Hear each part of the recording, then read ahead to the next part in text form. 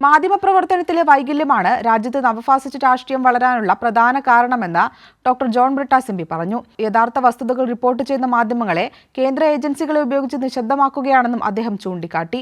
കണ്ണൂർ തലശ്ശേരിയിൽ കോടിയേരി CH ചിരസ്മരണ ഭാഗമായുള്ള മാധ്യമ സെമിനാർ ഉദ്ഘാടനം ചെയ്ത് സംസാരിക്കുകയായിരുന്നു ജോൺ ബ്രിട്ടാസ് എം.പി.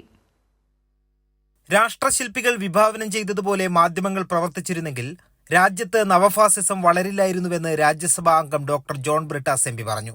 ജനാധിപത്യത്തിന്റെ 4ാം തൂണായി സ്വതന്ത്രമായി പ്രവർത്തിക്കാനുള്ള സാഹചര്യം രാജ്യത്ത് ഇല്ലാതായി.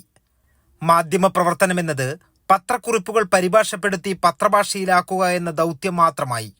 ആർക്കെതിരെയും എന്തും വിളിച്ചു പറയാനുള്ള സ്വാതന്ത്ര്യം കേരളത്തിലെ മാധ്യമപ്രവർത്തകർക്ക് മാത്രമേ ഇന്നുള്ളൂവെന്നും അദ്ദേഹം പറഞ്ഞു. മാധ്യമ പ്രവർത്തനം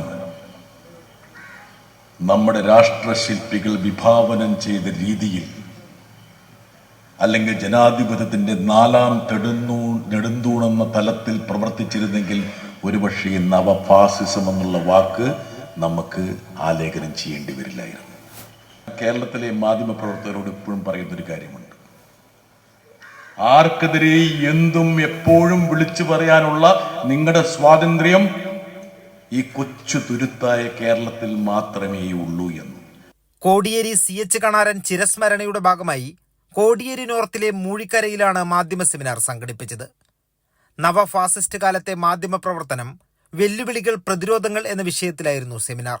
കാരായി ചന്ദ്രശേഖരൻ അധ്യക്ഷത വഹിച്ച സെമിനാറിൽ മാധ്യമപ്രവർത്തകൻ TM ഹർഷൻ വിഷയാവതരണം നടത്തി. കൈരളി ന്യൂസ്, കണ്ണൂർ.